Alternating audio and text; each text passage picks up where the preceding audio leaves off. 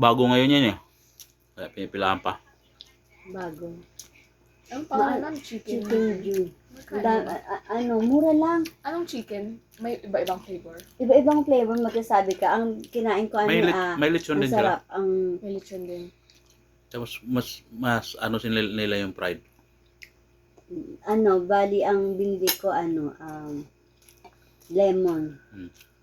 Mas Yes. masarap pa rin to tahong. Lemon glaze. Ang sarap naman. Anong spelling ng Jew? J-U... Meron diyan malapit sa inyo. Malapit sa amin. Sa Metropolitan. Ang Okay. daming umorder sa online. Sabi ko, ano ba yung kala ko walang tao, mabibilis na ako. Nagtitingin na kami, sabi niya, oo, hindi kaya inuuna nila yung malalaking Ito ba? order. Chicken Jew. Oo. Chicken Jew.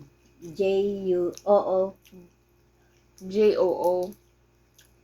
H. May H. ba? Kain.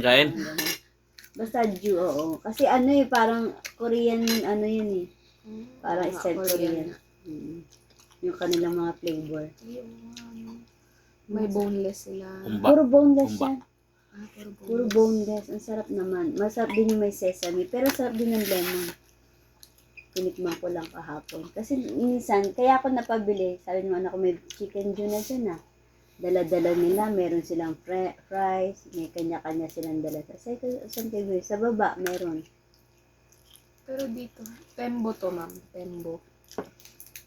San Joaquin yung nasa amin kami. San Joaquin. Bago Kasi lang. ito yung malapit sa amin. 2 flavors. Ang daming flavor. 8 ata. May barbecue, may honey glaze, lemon glaze, sesame, jajang, may mga ganun.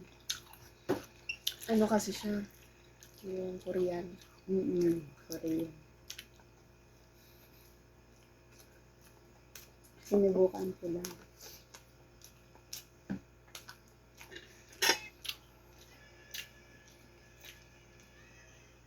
Ano yun, patok sa mga estudyante. Busog sila. Nakita ko yung estudyante pero parang 30 minutes pa sila pagdating nila, tatlo sila gutom na gutom. May dala silang mga yung mga siomai, ganyan. Tapos doon sila, order sila ng 99 pesos, yung isang klase ng chicken tsaka rice. Nandun sila mga kabataan. Sa Pepsi ba yun yung kukunin mamaya? Pepsi? Nakakatuwa naman lagi nagbabayad ng Pepsi. Parang hindi mo parang sa Sa Noel. Oo. Ewan ko sa kanya.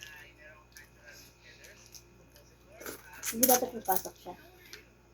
Ano lang naman kasi siya? Advice. Advice. Sa bagay, i-email nyo lang naman kung may mga pupuntahan. Okay din naman.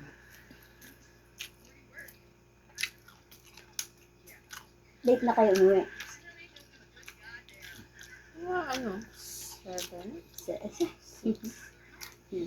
6 kami, 5:30 kami pala.